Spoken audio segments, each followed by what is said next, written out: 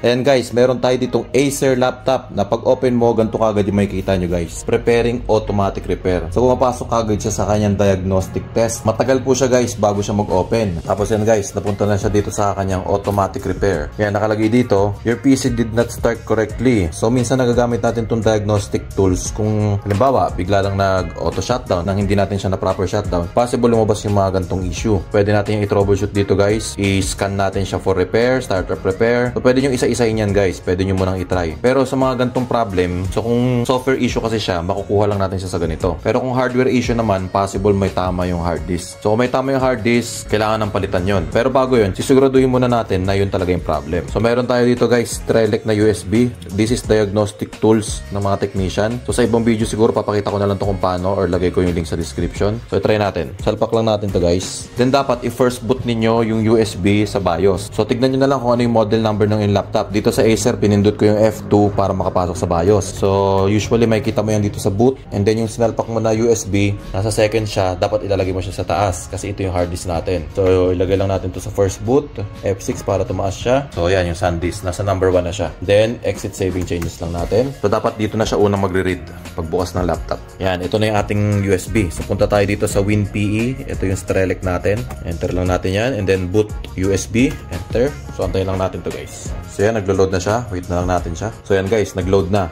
So kung makikita nyo guys, para lang din siyang normal na Windows. Pero this is Strelec. So yung Windows 10 is galing lang yan sa dito. So marami kayo makikita dito, mga password recovery tools, mga bit unlocking BitLocker, iba pang mga diagnostic tools like sa hard disk tools, sa mga disk cloning, graphics tools. So basta marami guys, pwede nyo explore. Pero dito, ang titignan lang natin is, dito tayo sa diagnostic. Pupunta tayo sa hard disk Sentinel. Open lang natin tong hard disk Sentinel kasi check lang naman natin guys yung hard disk kung okay siya. So dito rin sa mini Windows na to, since nakakapag-access tayo ng mga files dito, pwede na tayo mag-backup ng files kasi diba hindi natin mabukas yung Windows natin, hindi natin makopy yung mga files.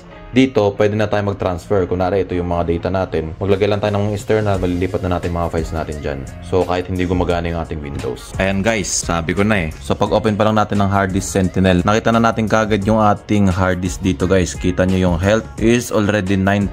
So, that is already critical level. Kung makikita nyo dito, mayroon tayong 3,100 bad sector. So, pagka ganito guys, may problema na talaga yung hard disk natin. So, sira na po yan. Pwede nating i-remap yan. Kaya lang, magdadagdag lang siguro yan, mga 15% or something, pero hindi pa rin siya advisable kasi sira na yung pinaka-disk niyan. Pag ganyan guys, palitan na natin. So much better niyan, igawin na natin siyang SSD kasi hard disk pa to, medyo mabagal pa yan. Mag-upgrade na rin tayo. Meron tayo ditong 512GB na SSD. So yan, kakabit natin siya dito guys.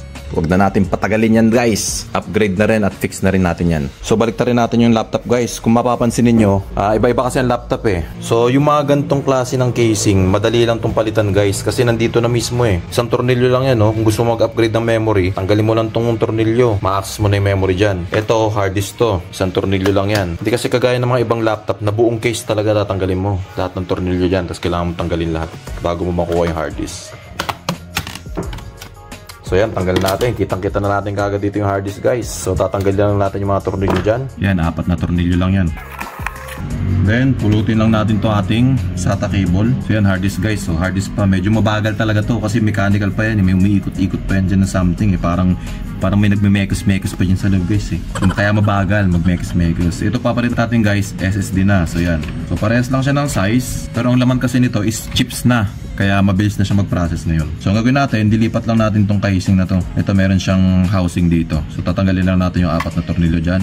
Dilipat natin. So tandaan nyo na lang kung paano yung position. Yan, lagay lang natin ng ganyan. Tapos ito may mga butas dyan. Papasok natin yung tornilyo dyan. So yan, okay na guys.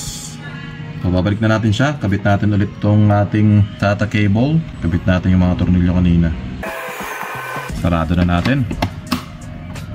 So yun, ganun lang kabilis guys. Napalitan na natin siya kagad ng hard disk. So ngayon pag power up natin guys, ganyan na makikita natin sa kanya. No bootable device kasi wala pa yung Windows. So ngayon meron na naman tayong kailangan na flash drive. So iba na naman to guys. Ito naman is Windows 10. So kailangan natin i-reformat or i-install yung ating Windows dun sa ating bagong SSD. So same procedure pa rin kanina. Lagay yung USB. So yan guys, dapat pag-boot nyan, so mag-boot na naman tayo ulit sa ating USB. So ganito yung makikita natin. Then select natin yung Windows 10. Tapos pupunta na dun sa Windows installation. So wait lang natin. So ganito yung makikita natin guys pag nag-setup tayo. So next lang natin yan, install now. Then select natin yung digital license. Next, I accept. Next, napakadali lang mag-install nito guys. So, install Windows only. So, yan, wala pa tayong partition dito guys. Kasi bago yung hard disk. So, nade-detect dito yung ating 500GB. Mag-new lang tayo dyan. So, okay na yan. Format natin. Next. Yun na yun guys. Antayin na lang natin yung matapos. At yun na yun. Ayan no. Pagbukas natin, ganyan na guys. Oh. So, para na tayo nag-setup ng bago. So, yes lang natin yan. Nilagay lang tayo ng name, password. Next lang natin. Yes. Decline. Accept. Kahit anong i-select nyo dyan guys, gagana. So yun, nandito na siya guys. Kita nyo, nandito na yung ating Windows. So that is a brand new Windows. So nasa inyo na yan guys. Pwede nyo nang i-install yung mga gusto nyo nang i-install. Yung mga Microsoft Office, yung ating Google Chrome. Ganun lang kadali guys. Okay guys. Upgraded. Kung gusto nyo bumili nito guys, lagay ko lang yung link sa description. Order lang kayo kung anong capacity gusto niyo. So may mga option naman dun guys. Kung ano yung gusto niyo yung capacity, kung 120GB, 128, 256 at 512GB. Order lang kayo dyan. Pili lang kayo sa ating store. Sa link sa description or sa comment section. See you next time.